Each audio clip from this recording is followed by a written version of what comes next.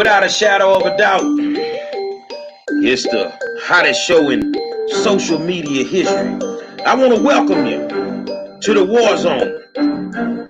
I got my co-host Donovan Sadiq in the building, the Queen, Demetra K, and I am the 5-star general.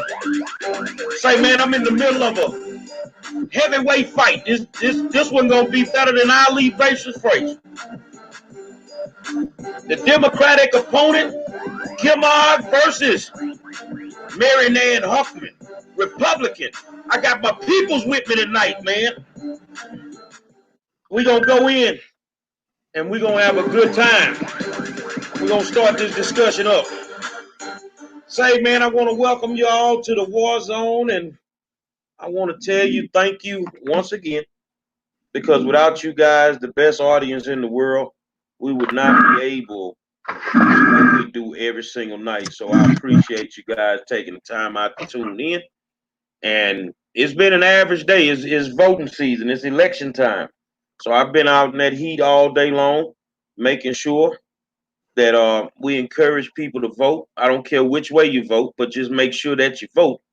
And go into the voting poll with a clear conscience and a bunch of research. And that should be able to take care of you when you go into the voting polls. But outside of that, I mean, I've been at the polls all day, just interacting with candidates as well as voters. And it's really been a good day. But you know how we do. I'm getting ready to turn it over to the Queen, and you can have at it, Demetra. So hello, everybody. Welcome to the War Zone. And we'd also like to say a giant welcome to Nan Huffman. She is running, as Gary said, for Harris County DA. So we're going to get into that. But just really in the news, you guys are probably well aware that the COVID in the nation is not flattening. So that was a term that they used, when the pandemic was first announced, that we need to flatten the curve. We need to flatten the pandemic. Well, that's not the case now in the United States. It is actually going up, especially in, I think it's Texas, Arizona, California, and Florida. And I also believe it said it surpassed the 50,000, case mark. I think it was yesterday per day or something like that, which is really crazy. A lot of people are saying, well, it's because they're doing more testing now. And then the other experts are saying, well, it's simply because people are not social distancing. People will not stay home. It's summertime. People are going to parties. Of course, we know on Saturday is going to be the 4th of July, and a lot of people are really not going to social distance. And so, for lack of better words, we're all going to be forever. So that's all I have. But once again, you guys are welcome. So I'll turn it right back over to Gary. You know, in politics, you're going to have races that stand out, races that are going to be pivotal and, super important. And in Harris County, there's not a race that's more important than the Harris County District Attorney race. You have the incumbent Democratic Kimog, and you have the Republican Nan Huffman. And this is going to be better. I'm telling y'all, better than Ali versus Frazier. I mean, it's going to be a knockdown, drag-out fight. I think that if both people stick to the guns, it doesn't have to turn into dirty politics. I think it's just letting your work record and your platform speak for itself. So you guys tonight, and I did this on purpose because I know there are a lot of different platforms out there, a lot of different shows, and honestly, they don't cater to the Republican side. I feel that the Republicans need a voice. I feel that the Republicans need to be able to have tough conversations, especially with the African American community. I need you to understand what I've already figured out, that the Republican candidates are not the devil. They're not the devil. They're American citizens just like everybody else, and they may think a little bit differently. But I tell you this here, you hang around my people, my Republican homies, they bought that money. They about making money. So, I'm not finna pander. That's not what I'm here to do. I want to welcome my guest tonight, Nan Huffman. How you doing? Let me unmute our mic. There we go. How you doing? I'm doing great. Thank you for having me. Hey, we appreciate you taking time out to come on the show and have a good discussion with us. Um, we ask tough questions. I'll tell that to anybody. We ask tough questions sometimes, and it is just designed to be able to get to the bottom of the truth and just be transparent with the people. So tonight we're going to get into it, and I think you'll do fine. Give us a little bit about your background, where you're from, how did you end up being in the position that you're in? I'm originally from Denton, Texas. I went to law school knowing that when I graduated, I wanted to be a prosecutor. That was the goal. It was my passion.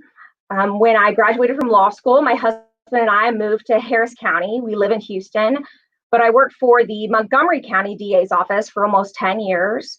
Brett Ligon is the elected DA up there. He's a great boss, gave me lots of great opportunities. And when I left the DA's office, I was the chief of the Child Exploitation Division. I did internet crimes against children. I started the first child human trafficking division in Montgomery County. And mostly my focus was on the possession, promotion, manufacturing of child pornography. And that's what I was very passionate about. But one of the last cases I worked on in Montgomery County, there was a mom from Houston who was going to put her 2-year-old daughter on a Greyhound bus from Houston to Conroe, and she was going to sell her 2-year-old for $1,200 for 2 hours of sex with this man up in Conroe. Well, the man ended up being one of my undercover officers that I was working with. So we had surveillance at the Greyhound station in downtown Houston, surveillance up in Conroe. And before she put that little girl on the bus, she sent a text message to the undercover officer and said, "Hey, you think we should just stay in Harris County? Because that DA up there, he didn't like people like us." And that was kind of a light bulb moment for me, because I felt like, this wasn't the crime that bothered her. It was the jurisdiction. She felt like if she stayed in Harris County and got caught, she'd be in less trouble than stepping foot up there. So I started to talk to some of the other DAs about it, and it wasn't just child predators. It was drug dealers saying like, "Hey, I'll come up there, but I'm not crossing that Montgomery County line." And I don't think we're giving criminals enough credit. They know where to commit crime. They know where they're welcome. And right now, Harris County is a safe haven for bad guys. When I left the when I left the DA's office, now I'm an attorney for the Houston Police Officers Union. So I go out on officer-involved shootings, in custody deaths, and coming from a place like Montgomery County, where law enforcement is so excited to bring their cases to the DA's office, and we have such a good relationship, I knew it wasn't going to be quite the same working with HPD in Harris County, but I didn't really realize how bad it was until I started going out on some of these calls. I'm on a shooting where the guy's on bond for aggravated robbery. He's picked up a few more aggravated robberies. He shoots at the police, and they catch him, but the morale is so low. It's like, well, we got the bad guy, but the DA's office isn't going to do anything about it. And it's heartbreaking because, a lot of these good police officers are putting their lives on the line, and they feel like they have nobody backing them up. And so I had people reach out to me and say, "Man, we just, it's no shock or surprise that crime is up in Harris County. Our murders have already doubled from last year." And I had people saying, we need a new DA. And I'm like, yes, I 100% agree with that. And somebody said, "Well, you should do it." I said, there's 4.5 million people that live in this county. There's got to be somebody better than me. Let's find them. And I had someone ask me, they said, "Well, if it's not you, who would you pick to be the Republican nominee for Harris County DA?" And I said, "Look, I don't know who are Republicans and who are Democrats. I just know people who are great at their jobs. I know people that are advocates for victims and true believers in justice. So I don't actually know what party anybody belongs to." Well, I tell you what, I'm gonna tell you, man. I've been rocking with these Democrats for 52 years, and I think about a month ago I had an epiphany, and I say, man, I'm finna go hang out with my people. I went to the Trump rally, and I went to the Trump rally for a reason, to be able to have discussions with not just Democrats but with Republicans. I wanted to hear both sides. I wanted to hear both sides. Now, when it comes to crime in Harris County, I will say that I refuse to live in a lawless society. That's not gonna happen with me. I'm not gonna do it. I also know that Harris County is very, very dangerous. I also know that Harris County is gang infested because I've been to City Hall enough to be, and I'm not saying this because Mary Nan, the Republican, is on the show. I mean, it's documented. You have the video footage of me at City Hall complaining about these things. So my question to you, you know, I need you. You look real nice, and you look like a little Barbie doll. I give you 3 minutes. I need a pit bull in the DA's office. So when you speak of being tough on crime, explain that to us. Well, I know that justice is individualized and not every crime is the same, not every person is the same. And let me just say this, I 100% believe in second chances. We are all human beings and we all make mistakes. But what we've seen over the last 4 years, we've seen people with 15th, 16th, 17th offenses, these long criminal histories, and they're getting these second chances that obviously they have demonstrated they can't follow the rules. So I'm going to actually hold criminals accountable when they commit violent crimes. I want to be a voice for crime victims. I mean, that's why we do this job. You know, the crime victims are the only people that didn't choose to be a part of this system. You know, as a prosecutor, I chose that as my job. Law enforcement chooses that as a police officer. The bad guy even chooses when to commit the crime, but the victim is the only one that has no choice in any of this. And we need to make sure that justice is done. Now, I respect that. We got to hold the criminal accountable. But, you know, we interact with our audience, so I'm reading some of these comments. What would be your standard to hold police accountable to the same degree? Absolutely. They need to be held accountable just like everyone else. So a police officer is no different than a regular citizen, no different than an elected official. If you commit crimes, you are going to be held accountable just like anybody else. Demetri? So once again, thank you so much for being here this evening. I actually have a whole bunch of questions. It's kind of hard for me to decide where to start. But I'll go ahead and just piggyback off of Gary's narrative about tough on crime. In fact, it's one of the first things you say. I went to your website, your About Yourself website. And it's one of the first things you say is that you're a tough prosecutor. Now, I know as a Black woman or being somebody who was of the African-American population, if you will, when we hear that a prosecutor is tough or tough on crime, we actually hear that that prosecutor is tough on Black people. I know out here in Southern California, where I live, the county I live, it's about a 97% conviction rate of African Americans because the DAs are so like, and I'll just use this word, hell bent on getting a guilty plea or a plea bargain or something like that. And so why and also, so African Americans have a serious dislike and distrust for district attorneys. So why would an African American want to vote for a district attorney, knowing all the things that I just said? I think that, yes, we know that there are good people and bad people in every profession, just like there's good police and bad police. There's good prosecutors and bad prosecutors. There's good teachers and bad teachers. But it doesn't make all prosecutors bad or all teachers bad or all police officers bad. And I have spent my entire career building it upon honesty and integrity. And I'm going to run the Harris County DA's office based on the law and what is just and right for the citizens of Harris County. And my last question for this round is, I also noticed that you're endorsed by just about every police union. It's the Hispanic police union, the retired police, and the police union in general. And so I just wonder how would you be able to hold them accountable if they're endorsing you? And usually an endorsement means money is involved. They kind of lobby you to some degree. So how are you able to be fair and just by holding them accountable if they're also backing you? Well, I think that, when I take office January 1st, I will take an oath to uphold the laws of the state of Texas. And it doesn't matter you know, who endorsed me or who gave me money. The law is the law, and it's going to be applied evenly and equally to everybody. So I understand your concern. I'm also endorsed by the African American Police Officers League.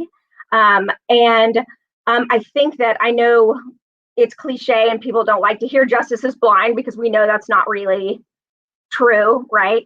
But I think that we can do the best job that we can, just to view each case individually and look at the facts and circumstances, look at the person's criminal history, look at the other things they've done in their life, whether good or bad. Were they a part of the military? Do they have children? Are they trying to support those children? Things like that. And when we look at all the factors about somebody, I think we get the best version of justice. Donovan?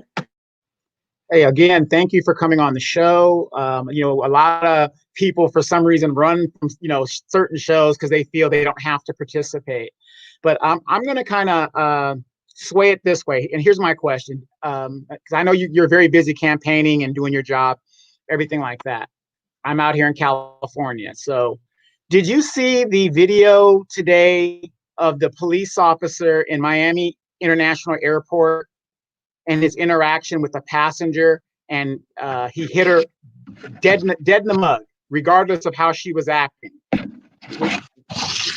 I didn't see that today. You didn't see that video? Okay, well, let me just surmise it on you. Basically, you got police officers there. This lady missed her flight, supposedly, or whatever happened. And of course, you've been in the airport before where people just get irate. They just, oh, I missed my flight, da, da, da. So the police officers come, and she's, going explaining their situation. And of course, she's upset. So she's cursing at the officer and doing all this. And all of a sudden, out of the blue, the officer just whams her in the face. Not a slap. I saw a fist. You're the DA in that situation. What would you do based on what I just told you, basically? Well, I think that you have to look at all the evidence. And I wasn't there, you weren't there. There were witnesses there. I'm assuming if it's an airport, there's a lot of people. And so I think it requires a full investigation.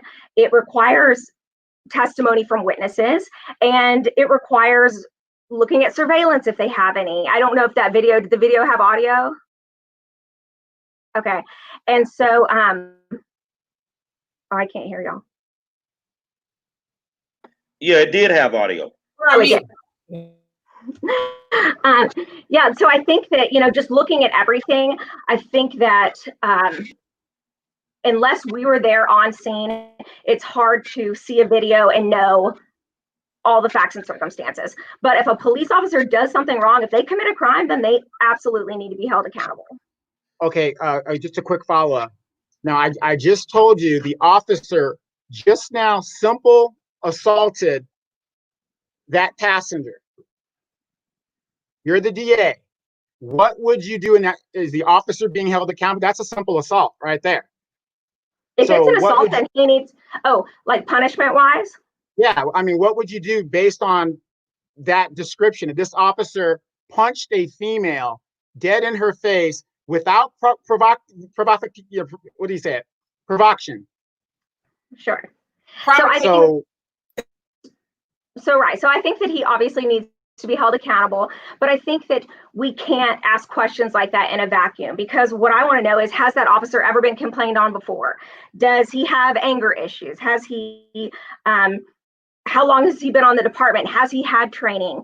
And I don't know the facts and circumstances surrounding, obviously something happened to make him punch her.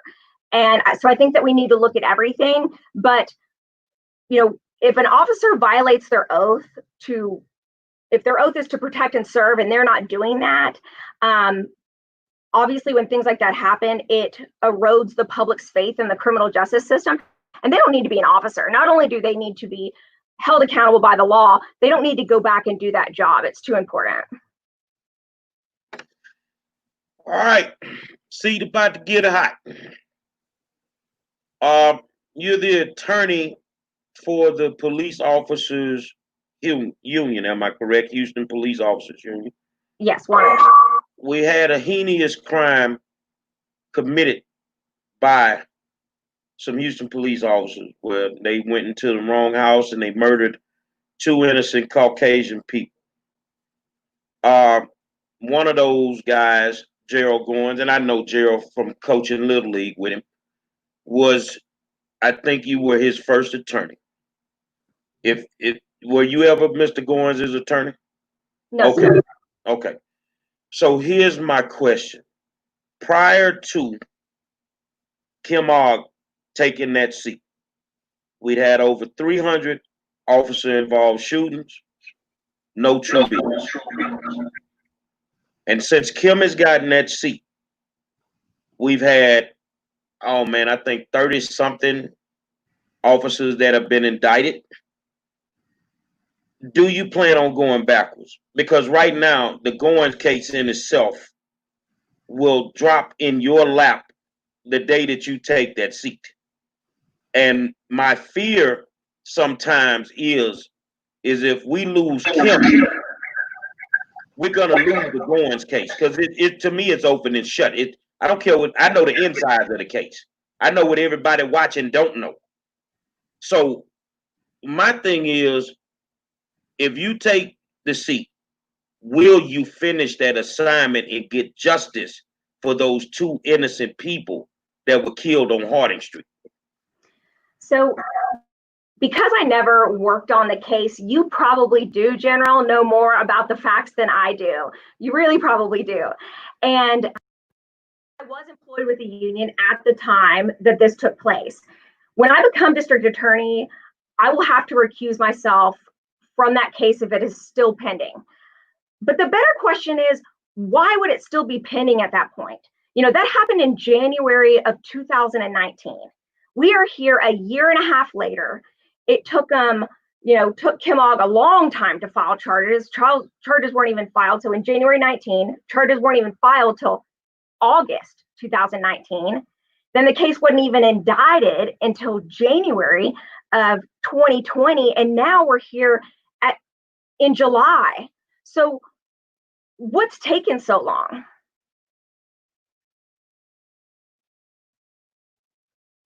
I don't know, but I know I'm an African American, and those two innocent people, regardless of their race, did not deserve to die that day. Absolutely. And somebody needs to pay for it. And if that means the whole upper brass of the Houston Police Department needs to go down for it, then they need to go down for it. Because that could have been any one of our houses that these people hit by mistake. So I just want to make sure that, you know, if you win, that I always call it finishing the assignment, that you'll finish the assignment. Because I'm going to be honest with you. Demetri and Donovan are from California. The worst police department I've seen, you know, with corruption that was just, they were able to display it and show it to us, was the Rampart Division up in LA. And I'm going to be honest, HPD is 100% worse than the Rampart Division that was in LA. And it's going to require you to actually, you're going to have to step into some water that when you get in that seat, it's going to amaze you at some of the things that are going on. And I think the citizens of Houston, no matter what their race may be, deserve to live in a city that, one, is safe, and two, is safe from rogue police officers. So I'll pass this over to Demetri. All right, so I think everybody at this point is well aware of the murder of George Floyd that took place about a month or so ago. At this point, we've seen all of the protesting and the rioting associated with that. And one of the main things that came out of that was that the police need to be defunded and in some cases completely dismantled. Due to, as I say, the wholesale murder of Black people. Now, of course, George Floyd wasn't the first murder that we've seen, especially on video. But I think it was kind of like the straw that broke the camel's back.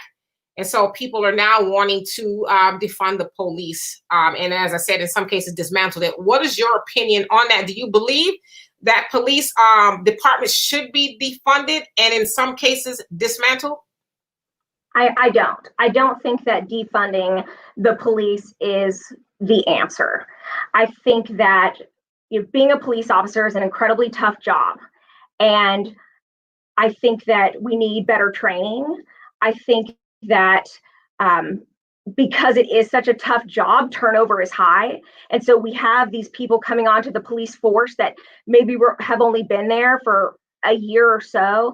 And so I think keeping good police officers, of course, we don't want any bad ones, but keeping good police officers on the force to build upon that training, to then mentor these younger police officers so that we do have better results.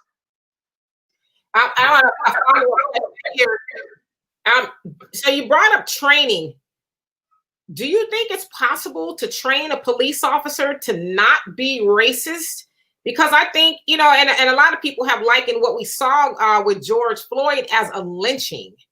So can you train someone not to do that, especially if maybe that's just who they are? Like, what kind of training would a person undergo to not lynch a person per se? I don't think that you can train someone not to be racist. I think that we can have better screening processes for officers whenever they're being hired on. And then when we have the good ones hired on, then we train them appropriately how to detain someone or how to hold somebody in custody safely, making sure that, obviously the stuff with George Floyd is horrible.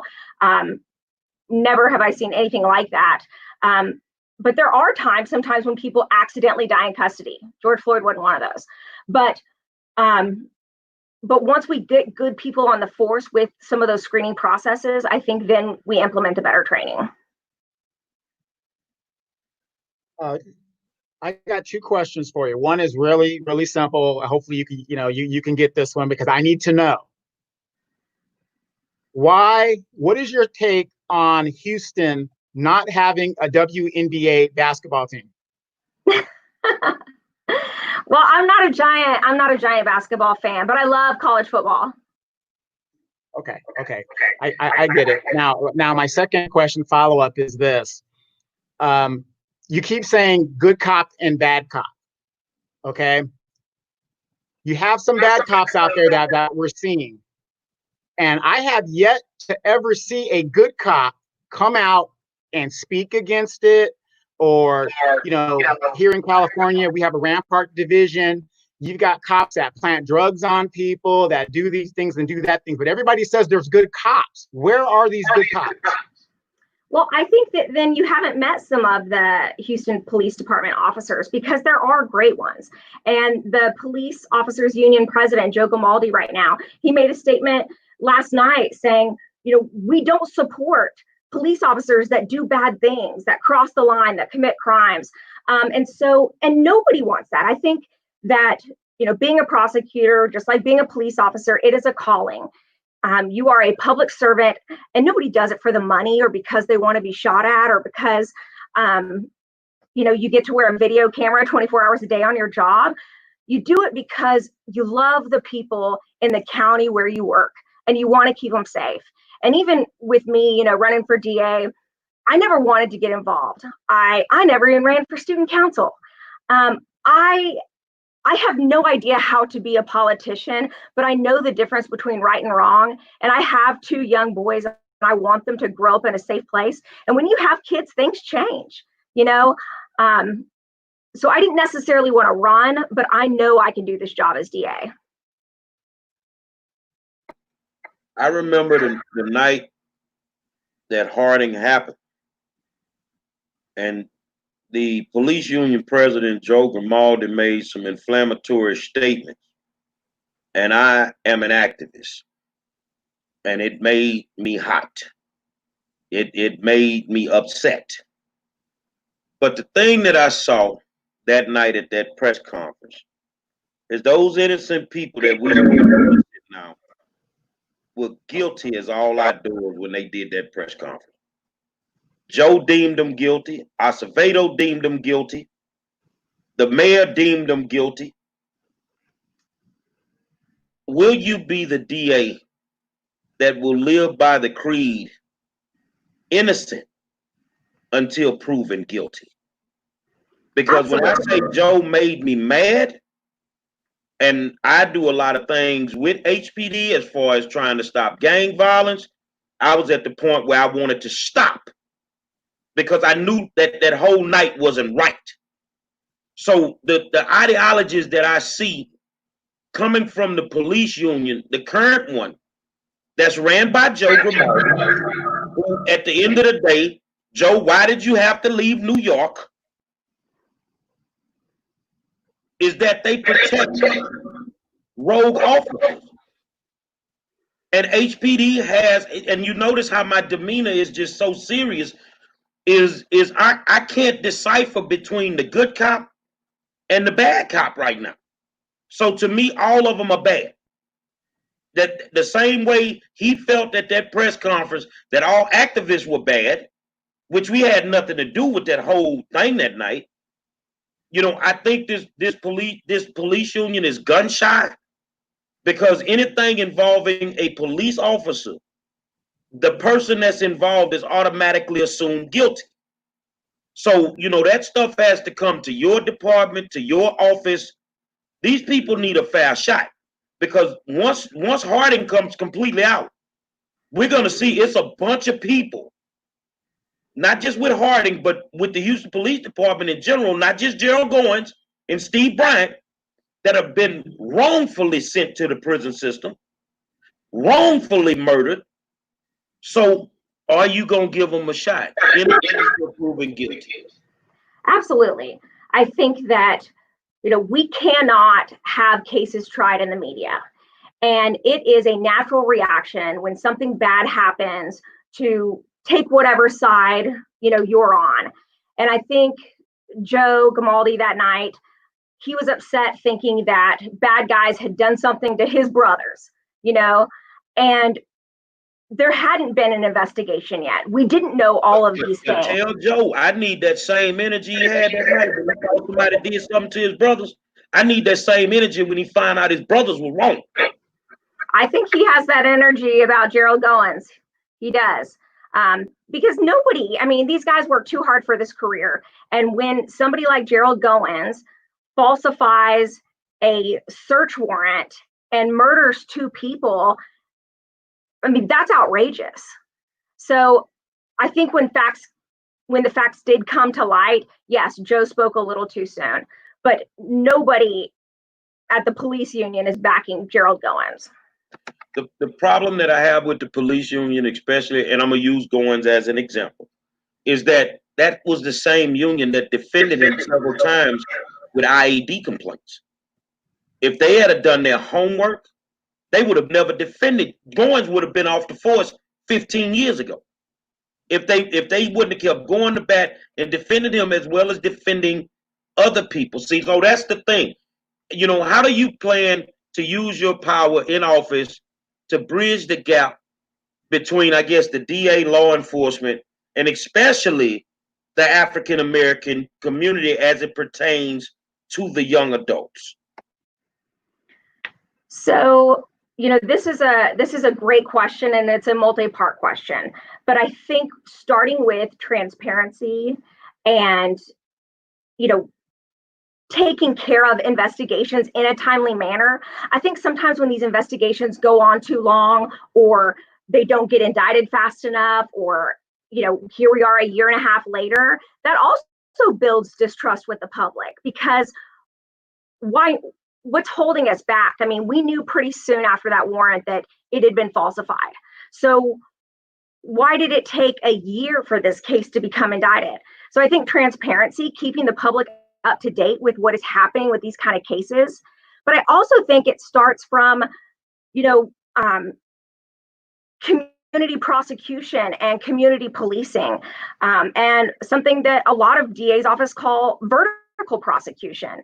You know, when I was a prosecutor, I worked with the police officers from the very beginning of the investigation all the way through. So from the time they started the investigation, I would run search warrants with the police officers. Then I would try the case in court.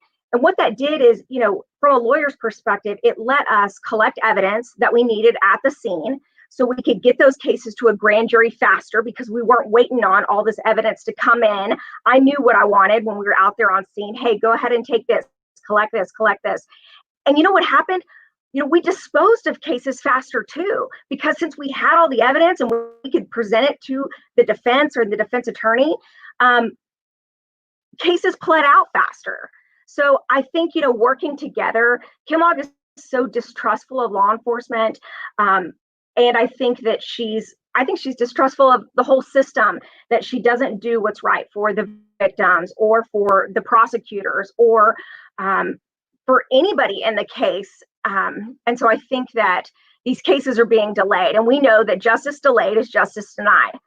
But you look at Kim Og's backlog. I mean, being on bond for 4 years, that isn't justice either, right? If I committed a crime, or if I didn't commit a crime and I had been charged, let's get on with my life and move on down the road. Let's have somebody who can make a decision, make a determination, and dismiss the case if it needs dismissing. As a prosecutor, I have worked on cases where I saw it and I didn't think the person did it, right? Well, I know there's a difference between hard cases and cases where you don't think the person is guilty. And it's real easy to try somebody when you have them on video committing murder, right? You have the evidence there. But when you get something as a prosecutor and it just doesn't smell right because the statements don't make sense or the witnesses don't make sense, or you've had run-ins with that officer before, that's important.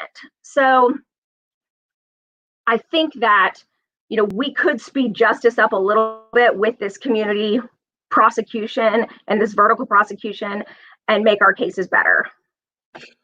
I got one quick question and I'll pass to Demetri. I noticed when little JoJo from around the corner commit a crime, the wheels of justice turn real fast. Little JoJo can go from the county to the prison system in about 2-3 months. Why does it take so long to prosecute an officer compared to a regular citizen? It shouldn't. It should be the same process of collecting evidence, evaluating evidence, and making a decision. And if you have a case where maybe you're not sure, you believe there's probable cause, so you present it to a grand jury, but there's 12 people in that grand jury that say, no, I just don't think you have enough probable cause. All right, if that's the decision, then let's make the decision and move on.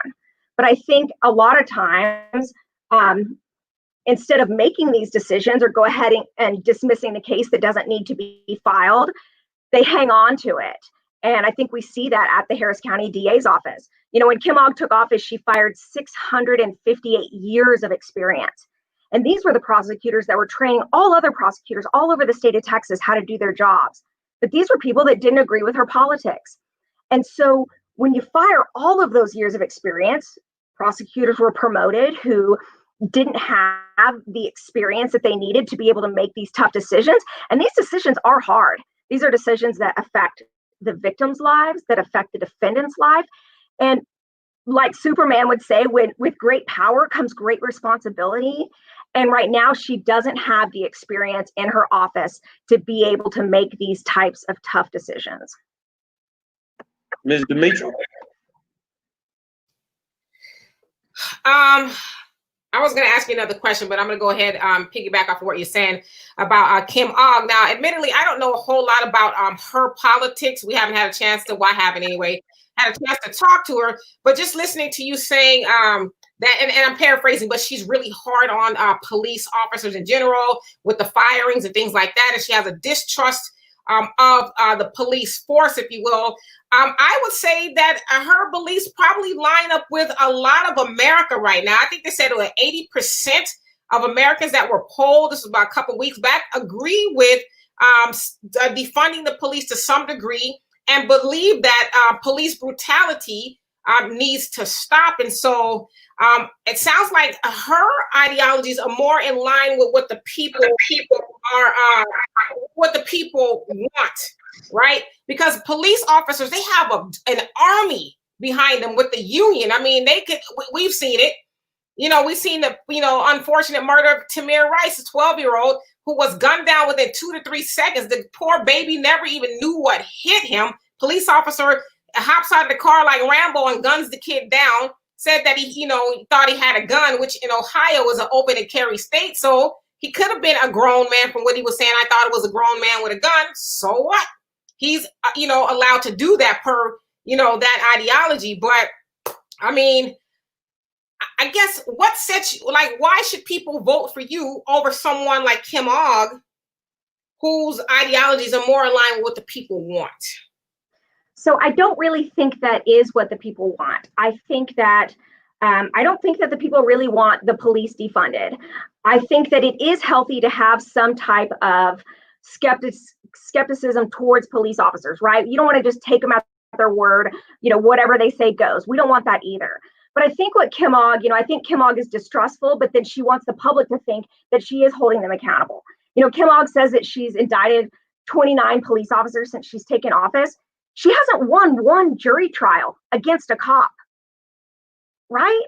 And so if you're filing these cases and you think these are good cases, well, why aren't you winning the cases? And is it because she fired all of the experienced prosecutors that know how to try a case, and now you have these other prosecutors that aren't experienced? The case in there was a case where 2 officers or 3 officers committed a body cavity search of a Black female. This was in 2015, and that was the Harris County Sheriff's Office. And happened in 2015. In 2016, Devin Anderson indicted 2 of those police officers, William Strong and the other guy's name is escaping me. But Devin Anderson, a Republican DA, indicted those 2 officers. When Kim Ogg took office in 2017, she re-presented those cases back to the DA's office and had them no-billed. I mean, these cases had been indicted. So I think she's putting up a front about being tough on police. And I think that, a lot of what motivates Kim Ogg's decisions are PR stunts. And I think that, right now she is trying to capitalize on this anti-cop movement and say, oh, I've done all these great things. But she hadn't won one case. She took those 2 cases back to the DA's office and back to the grand jury and had them no-billed. There's another officer right now who has a case pending for killing his wife, Patricia Spivey, Black female, husband has been a sheriff's officer for 14 years. He says they were tussling with a gun and he accidentally shot her, but there were 3 bullet casings found. That's not really consistent with an accidental tussle. You don't fire the gun 3 times in an accident, and I guess he's saying, one of the shots came from her, but one of his shots fired through her right arm, making that arm completely useless. She wouldn't have been able to use her arm to shoot it. That happened in it's almost been a year, and that case hasn't been indicted yet. Why hasn't that case seen a grand jury? And really quick, I want to just follow up with that, because you said that she's taken 27 cases to trial and hasn't won one. Well, I think, and I'll be preaching to the choir here because you are an attorney. We know that juries are mostly made up of your peers. So it is your job, I guess, as a DA and, the other side, rather, the defense, to try to get a jury that is, I guess, going to come to a fair judgment, if you will. But a lot of times that's not the case. So is it fair to say that the jury was maybe made up of the police officers' peers? Of course, maybe they were pro-police and they weren't going to, because we've seen the most heinous crimes committed by police officers, and they've gotten free. So I don't think that's really a fair assessment to her skills as a DA, because we know that the jury a lot of times they can be pro-police. So what do you say about that? So those 27 cases, those weren't cases that went to jury trials. Those were just cases that she says she's indicted police officers. Only one of those cases have actually made it to a jury trial, and that was the one case that I know of that she didn't win.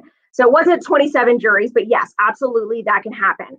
However, because there is so much preparation that goes into a jury trial, and so much happens along the way, by the time you're getting ready for trial, you know whether or not you have a good case. And when I was interning in a prosecutor's office in Fort Worth, when I was in law school, I had a prosecutor say, look, if you can't win with the defense knowing everything, then you don't deserve to win. Because the prosecutor, we're supposed to have the truth on our side, right? And there's nothing better than the truth. So if you have the truth, then the defense attorney should get to know every witness you're going to call into the stand, every expert that's going to come, every piece of evidence that's going to be entered. They should have looked at and analyzed it and already have it on the witness list by the time you go to trial. And so these cases that actually go to trial, you're pretty confident you've done the work. You believe in the case, because if you didn't believe in the case, you would have dismissed it somewhere along the way, or it would have been no billed by a grand jury. So I feel like by the time it gets to trial, you feel pretty confident about the facts of the case, if you do have the truth. All right, real quick, we know because of systematic racism, one of the biggest problems in the, especially in the Black community, is lack of money. What would be your stance on cashless bail? Because a lot of people, they go to jail, they can't make bail, they lose their job, they lose, all kinds of stuff because the bail is being set too high, or, there's something that they can't get out. Next, their whole lives have careened out of the way. What's your stance on cashless bail? Well, I don't think that anybody should be kept in custody just because they're poor, right? That's not how the system's supposed to work. And the bail is supposed to be set based on the facts and circumstances, based on the defendant's dangerousness, based on, looking at protecting the public. I mean, all those factors come into play. And it should be an amount that they're capable of making, but assures that they're going to come back to court. The thing that, the problem that I see with the cashless bail system, we know that even if you have money, most people don't post their own bonds. So say I get arrested for intoxication manslaughter. I don't want my dad to find out, right? Because I never want to disappoint my parents. But I know that my dad would post bail for me if I called him. So I give him a call, he posts bail, and then when I go home and I'm on bond and I go to crack open a beer, my dad's like, hey, I put up that $30,000 for you, or I put up that $20,000, and that's my money on the line. And I think this cashless bail system removes some of the family and community accountability, because when you have people getting out on PR bonds, their family members and their friends, they don't even know they've been arrested. So there is nobody on the outside, kind of holding them accountable and reminding them to, hey, you were hanging out with the wrong people this last time, maybe you should go somewhere else, or maybe you should stay home tonight, or, and so I think that that is a part of the problem with cashless bails. Right, and then a quick follow-up. As a DA, you guys are given unlimited resources to go after these convictions. Now, compared to your counterpart, the defender, it's almost like they're just out there, just hanging out with limited resources. If you were the DA, which you possibly can be, how do you bring the equity between both departments? I think that that's an important question. First of all, the DA doesn't have unlimited resources. Yes, of course, they have more resources probably than the average defendant. But there's a lot of times where the defense attorney asks the judge to get a court-appointed investigator assigned to the case because there are a lot of witnesses that need to be talked to. Or they ask the judge to assign someone to retest the evidence with county funds to do that. So it doesn't always fall on the defendant. I agree that when you have equal resources on both sides, that's when the system works the best. Because, some of the toughest jury trials I ever had were some against great lawyers, and I learned so many things from them. When you have good adversaries, that's when you become a better lawyer and you learn things. So I think that is the best practice. However, the DA's office say, we're getting the evidence tested. We're producing all these witness statements. We're handing things over to the defense. The state has the burden of proof. And I have to prove beyond a reasonable doubt that that person committed that crime. And so I'm collecting all that evidence and turning it over. And at the end of the day, if I don't prove my case beyond a reasonable doubt, the defendant could sit there and do nothing.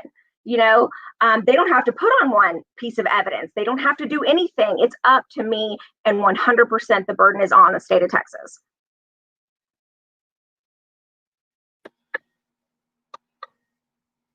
Cashless bail, PR bonds. I get it. So I'm gonna talk to my African American family. What I don't get is a habitual criminal that's out on multiple bails, still committing violent crimes, still murdering people, still robbing people. We can't blame that on poverty. We can't blame that on a lack of education. I have a problem with that as an African American because I'm seeing innocent people get killed because this kid has multiple bails. What's scary to me is when I can talk to a school police officer and know a kid walking the hallways is out on 11 bails. 11. In the state of California, you get one bail, and if you violate it, you go into jail. What is your ideologies on these multiple bails that some of these violent people, whether they're black, white, I don't care who gets mad at me. What is your ideologies on keeping a criminalized ass in jail? Well, I think that the DA's job is public safety, and that should be the one thing the government provides for its people. It doesn't matter if we have beautiful parks or churches. Nobody wants to go there if they don't feel safe. And so, you know, putting these people back on the street when they've demonstrated time and time again that I can't follow the rules, I can't follow my bond conditions. That's why I've picked up another felony while I'm on bond. That's not acceptable. And at some point, we have to say enough is enough. You know, on May 16th of this year, Rosalie Cook, she's 80 years old. She's coming out of a Walgreens, 10 a.m. in the morning, broad daylight. And a guy who's been arrested 67 times, the DA's office agreed to give him a PR bond for aggravated assault against a public servant. They knew he was dangerous, and he stabbed Rosalie to death and carjacked her 10 a.m. in the morning. I mean, that is a senseless death that could have been prevented if Kim Ogg had just done her job. Well, I'm going to say this because I told people when we had the blue wave, it didn't matter if it was blue or red. I said, now we're going to put all these new people on the bench. Question is, are they going to handle their business? So whether it's Mary Nan or whether it's Kim Ogg, these judges have to be held accountable for letting these people up out of jail, man. Doesn't matter what you recommend, the judge has the final say. You see what I'm saying? So I have a problem with these folks 67 times. I thought we had a 3-strike law. I mean, even if you can go past 3, but 67? Hold on, y'all. Let me do this slow. 6, 7. What is a habitual criminal? I don't care who gets mad. I could care less. Some people come out of that place. And when you first started, you were talking about child pornography.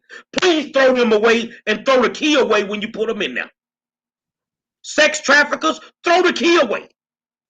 Because if we gonna start giving passes to criminals, let's give it to all of them. Let's give it to the sex traffickers. Let's give it to the ones that abuse children. You see what I'm saying? The guys, some of these dudes that's committing these crimes are not smoking weed, man. They murdering people. Now, I don't have a problem with any DA being tough on them at all. I don't have a problem with that. So my question, and I just need to get that off my chest. How do you plan on bridging the gap? You know, like Demetri said earlier, law enforcement, there's a lot of distrust. And a lot of people don't interact with the with the district attorney's office unless they end up in trouble. They don't interact with them. Right now, this country needs unity, black, white, the whole 9 yards. Is there something in your little bag of tricks where you may be able to create something, some type of community? I mean, something dealing with the community to help create that unity if you become the Harris County District Attorney, because we can't have black against white. We can't have the Asian brothers against the LGBT community. It just doesn't need to happen anymore. I think that, Kim Ogg, as the, she wants to blame the judges, and yes, we need to hold the judges accountable. But as the #1 law enforcement official in the 3rd largest county in America, she should be jumping up and down on the courthouse steps, letting everyone know that these judges are putting people in danger, right? And so I think that's one part of it, letting the community know what is happening, making enough noise so that way when these judges are up for re-election, people will go to the polls and vote. I think that you're right. We can't be black versus white. We are many parts, but we are all one body, right? And whether you're a Republican or a Democrat, everybody wants to live in a safe place. And so I think that a job like the DA shouldn't even be a partisan position. It shouldn't be Republican or Democrat. It should just be who can keep the people of Harris County safe. Ms. Demetri?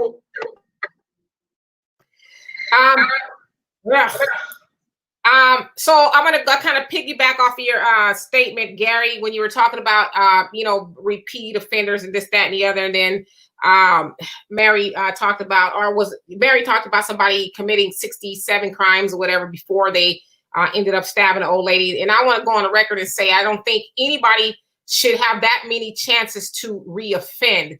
However, when I hear that, I'm tired of people who are, committing all these crimes, getting away with it. To me, it almost takes, it's a diversion tactic, if you will. It reminds me of when George Bush Sr. brought up Willie Horton Jr., the man who was out on a work furlough program, and he raped and murdered a white woman. And I guess Michael Dukakis, he was running against him at the time, kind of spearheaded that whole little furlough program. And George Bush used that as a battle cry. So we'll see what happens when you let somebody out, who's a repeat offender, and it kind of attached it to everybody. All black men had to bear the burden of Willie Horton. So I just want to say, I think that is dangerous when we do that, because people who commit 67 crimes and then do the ultimate crime, I don't think that's the rule. I think that's the exception, because I think most black people, let's say black people more than anybody, get held accountable for the crimes that they commit. So I don't like when we do that, because it muddies the waters, right? It takes the attention off of the disparities as far as black people getting over sentenced and, all that kind of stuff. But I want to ask this. So we had a guest on here a couple of weeks ago who talked about her nephew serving a 30-year sentence plus for receiving a stolen iPhone. Now it had to have come from the recommendation of the DA. So what I want to know is, where is the compassion? Like, how does anybody muster up the gall to recommend somebody does a 30-year bid for receiving a stolen iPhone? Like, how does that even happen?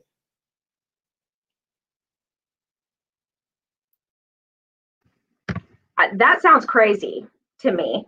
Was that in Texas? I think maybe it was in California, if I'm not. I mean, in Texas, for receiving a stolen iPhone, that wouldn't even be in the realm of possibility.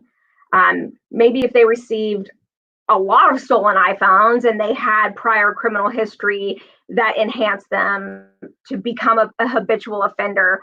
But there has to be more to the story than that, in my experience. And then I have one last question. So we have a story, and I'm sure you're familiar with Khalif Browder, the young man that was sentenced at Rikers Island at the age of 16. He was accused of stealing someone's backpack in New York. It was never proven to do it.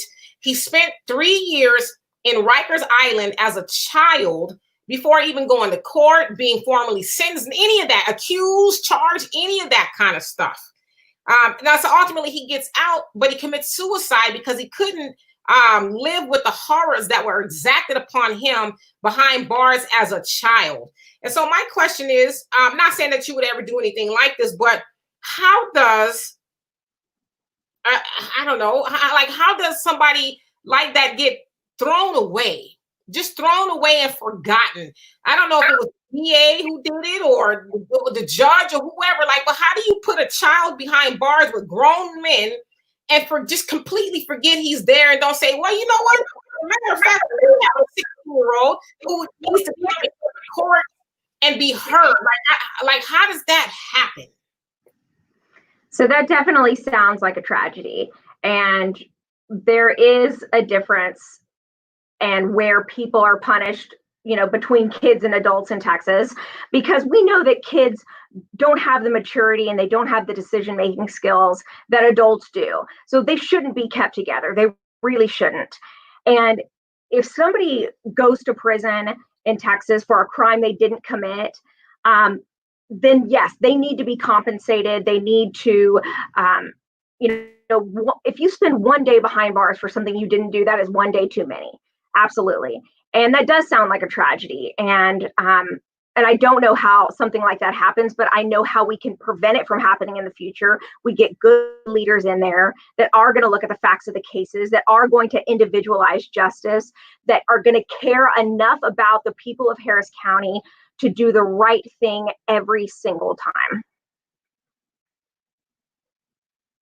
Last question for me, I guess, would be, I'm taking it from the comments here. It says, what are your plans to help victims of crimes? So I think that what we're seeing right now is, when Kim Og took office, the average felony docket had about 600 to 800 cases on it, which is a lot of felonies. Then it grew with the backlog because you have these people that aren't experienced, not being able to dispose of cases and move through. So the dockets grew to about 1,200 to 1,600 felonies. Now you have COVID, which has now compounded that backlog.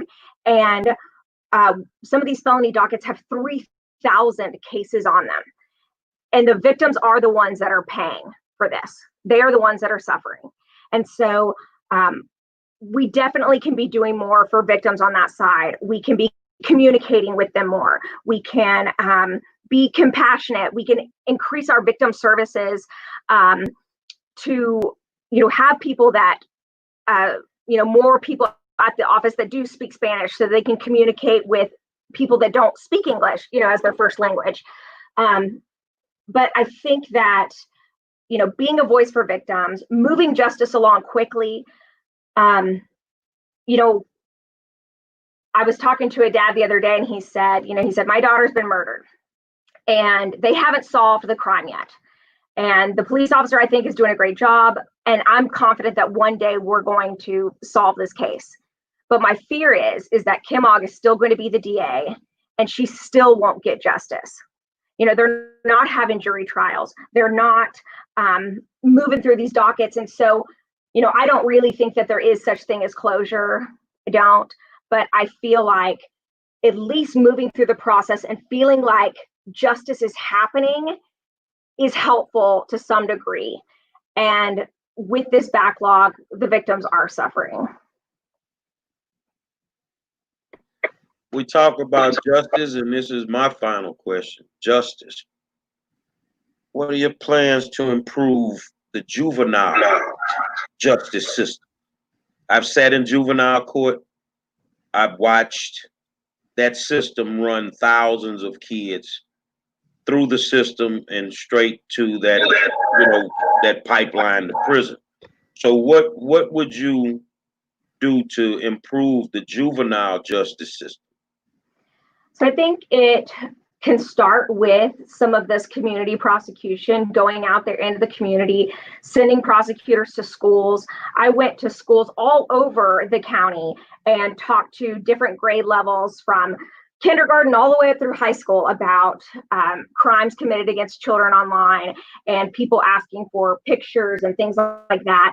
And I think that you get into these schools, you talk to kids, you make them aware of, you know, what can happen if you go down the wrong path, if you have the wrong friends. And I think that we start before they get into the juvenile system to begin with. You know, we give them mentors, we give them people of color that they could look up to. We start way earlier than when they're sitting in the courtroom. Final thoughts, Ms. Demetra? Well, I'd like to say thank you so much for coming on here. I know it probably was a little bit nerve-wracking, like, oh my God, but thank you. I hope it wasn't too bad. But I would say, you know, if you do get the position of DA, you are successful over Kim Ogg. I just hope that you, you know, obviously justice for victims, because that's important. But, you know, just make sure that people who may not be guilty, or even if they are guilty of something, you know, I don't know, minor, that they don't, you know, pay for it for their whole lives, because we do see that a lot in the African American community, us getting overly sentenced. So I just once again like to say thank you and good luck. Well, for me, like I said, again, thank you for coming on. I myself have ran for office, and I know it is not easy. A lot of people, you know, see what you're doing and you're running and you're putting yourself out there. You're putting your family out there, your information. You know, by the way, I'll be looking up that frat party you went to back in whatever, you know, whatever was going on with that. But no, you know, if you do make it, you know, we are at a turning point in the law enforcement process. And as the DA, you're going to be the top cop. And I hope that you will be that dividing person that will start making these systematic changes that'll help the police and the community come together. So good luck to you. I want to thank you for taking time out to come sit down and talk to us. And I know it's tough to sit in that seat that you're in. I'm glad I hang out with them. I don't have to sit in that seat and be questioned by them. I probably wouldn't make it. I have one request, and I want to wish you luck in your run. I want to wish you the best, but I have one request. Tell Joe Grimaldi it's time for him to come sit in the hot seat. Tell Joe I need him in the hot seat, man. The people want to hear from him. If he can do that much for me, it ain't that bad. We don't bite. We might bark a little. We might bark loud, but we don't bite. But I'd love to have a conversation. We would love to have a conversation with Joe Grimaldi. You know, one of the most polarizing figures in law enforcement in the country. We'd love to have that conversation. But I want to thank you for taking time out. Now, I want all y'all to know something, that everybody has a platform nowadays, but, you know, we started this thing. So tomorrow night, we're going to have another Republican conversation. Now, I know some of y'all going to get mad. They say Sheila getting old. Sheila Jackson Lee getting old. Well, I got a young man that went from welfare to West Point that say it's time for a change in the city of Houston. It ain't about the R or the D on the side of your name. He says it's time for a change. So tomorrow night, Wendell Champion, Republican, is going to sit in the hot seat. But I think he's ready. And I think it's just time for a change. You can't keep screaming about your situation if you're not willing to change your situation. So with that being said, say, man, it don't get no better than the war zone. I want to thank my co-host, Donovan Sadiq, the Queen, Demetra K, and our beautiful guest, Nan Huffman. Want to wish her luck as she's running for Harris County District Attorney. Tomorrow night, Wendell Champion, Republican. Say this a bad boy, man. You say what you want. I'm rocking with him. I got my people coming through right now, man. I got my people coming through. We get back to you Democrats in a couple of days, man. But in the meantime, thank y'all for tuning in. And until tomorrow, we'll see you.